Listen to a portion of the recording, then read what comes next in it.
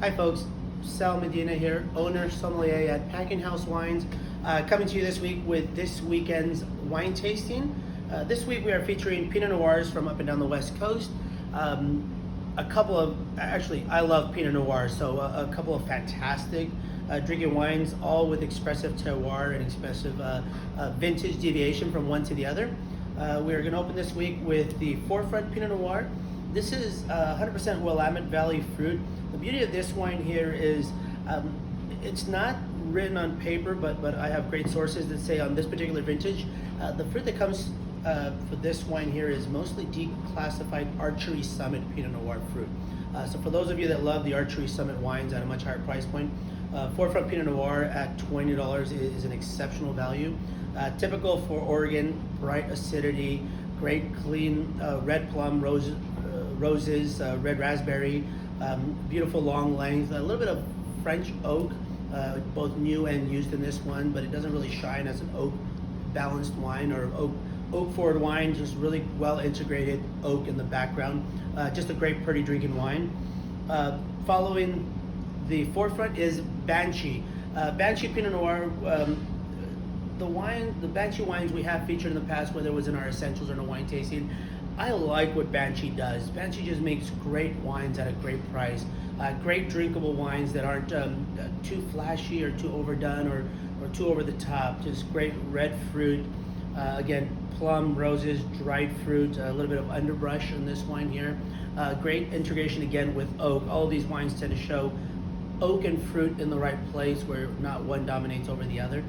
Banshee is no exception. Sonoma Coast fruit being kind of your light, great acidity, great red fruit balance. Great wines to start as far as the beginning of the wine tasting. Moving on to Chapter 24.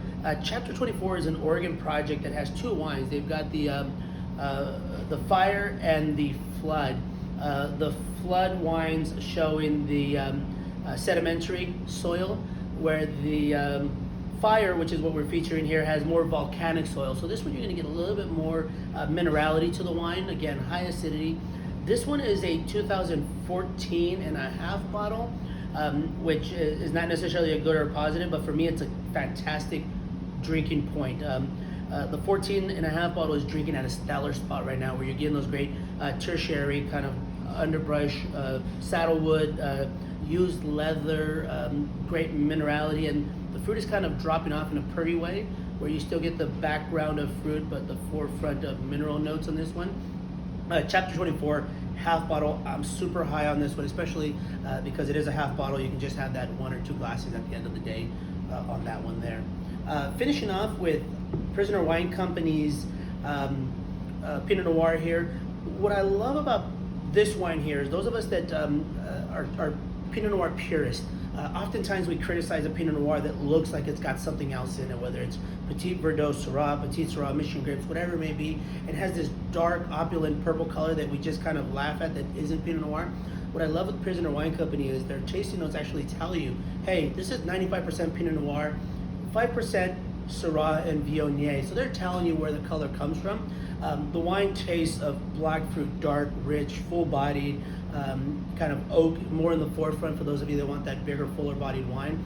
But again, the transparency, what they're telling you is like, hey, we know we're not 100% Pinot Noir. We're okay with that. We love the way the wine tastes with that little extra something else.